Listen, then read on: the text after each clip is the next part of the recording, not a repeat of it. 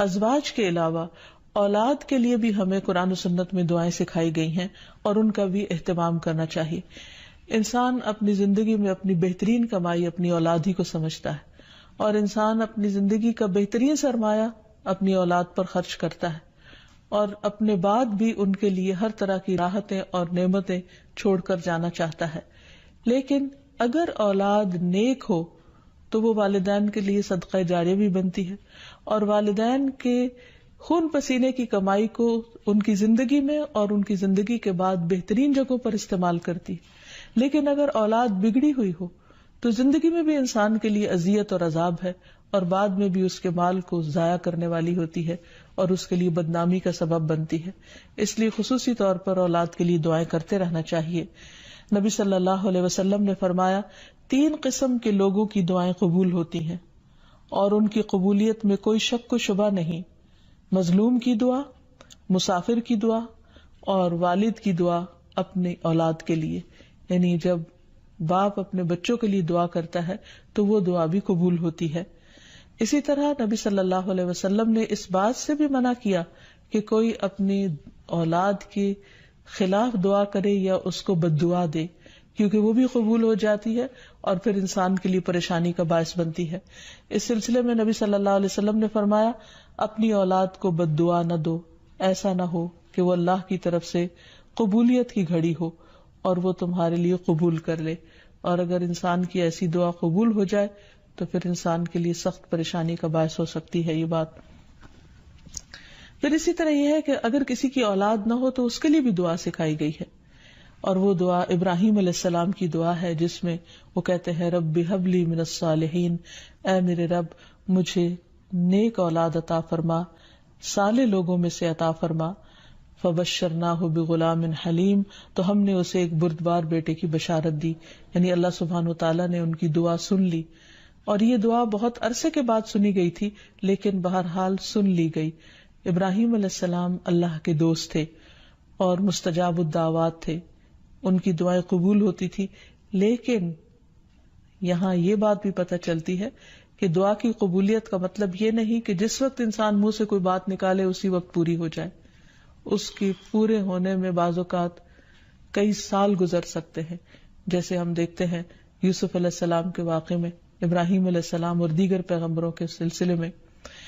اور پھر ہم اس بارے میں یہ بھی دیکھتے ہیں کہ جس طرح ابراہیم علیہ السلام کی دعائیں قبول ہوئی تو انہوں نے اپنے رب کا اس پر شکر بھی ادا کیا اور فرمایا الحمدللہ الذی وہب لی علی الکبر اسماعیل و اسحاق ان ربی لسمیع الدعاء، کہ اللہ کا شکر ہے جس نے مجھے بڑھاپے میں اسماعیل اور اسحاق جیسی اولاد دی، بلا شبہ میرا پروردگار دعائیں سننے والا ہے. اور حقیقت یہ ہے کہ اللہ تعالیٰ پیغمبروں کی بھی سنتا ہے اور پیغمبروں کے علاوہ باقی لوگوں کی بھی دعائیں سنتا ہے. اس لیے اولاد کی طرف سے کبھی بھی مایوس نہیں ہونا چاہیے، نہ ہونے کی شکل میں بھی اور ہونے کے بعد ان کی نیکی اور خیر اور بھلائی کے سلسلے میں بھی. اور اس میں ہم دیکھتے ہیں کہ زکریا علیہ السلام کی بھی اولاد نہیں تھی تو وہ بھی بڑھاپے تک مایوس نہیں ہوئے اور دعا مانگتے رہے. اور اس سلسلے میں آتا ہے کہ وہ جب دعا مانگتے تو کہتے رب ہب لی من لدنک ذریۃ طیبہ انک سمیع الدعاء، کہ اے میرے پروردگار تو مجھے اپنے پاس سے نیک اور پاکیزہ سیرت اولاد عطا فرما، تو ہی دعا کا سننے والا ہے.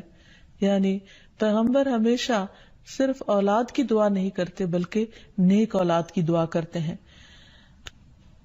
اولاد کا ہونا اللہ سبحانہ وتعالیٰ کا ایک بہت بڑا انعام اور بندے پر بہت بڑا احسان ہے. اسی لیے ہم دیکھتے ہیں کہ اولاد انسان کے لیے اگر نیک ہو تو راحت، رحمت، آرام اور چین اور آنکھوں کی ٹھنڈک کا ذریعہ ہوتی ہے.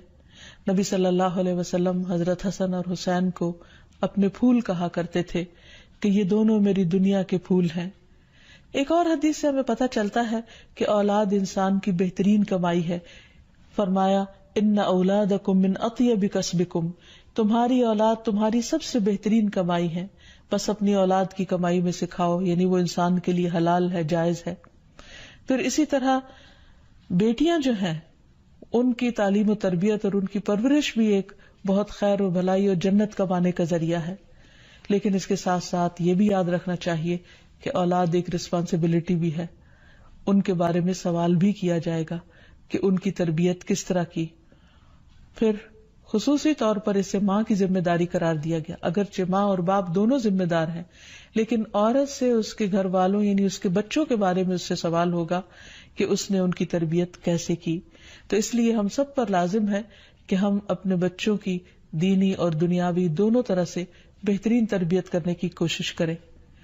تو آخر میں ہم دیکھتے ہیں کہ جو دعائیں ہمیں خاص طور پر اولاد کے لیے مانگنی چاہیے وہ ان کی نیکی، تقوی اور اصلاح کی ہیں، پیدائش سے پہلے بھی اور بعد میں بھی. پیدائش سے پہلے رب ہب لی من الصالحین، کہ اے رب مجھے صالح اولاد عطا کر. رب ہب لی من لدنک ذریۃ طیبہ انک سمیع الدعاء، اے میرے پروردگار مجھے اپنی طرف سے نیک اور پاکیزہ اولاد عطا فرما، بے شک تو ہی دعا کا سننے والا ہے. پھر اسی طرح اولاد کو شیطان سے محفوظ رکھنے کی دعا بھی کرنی چاہیے، جس طرح حضرت مریم کی والدہ نے ان کی پیدائش سے پہلے دعا کی.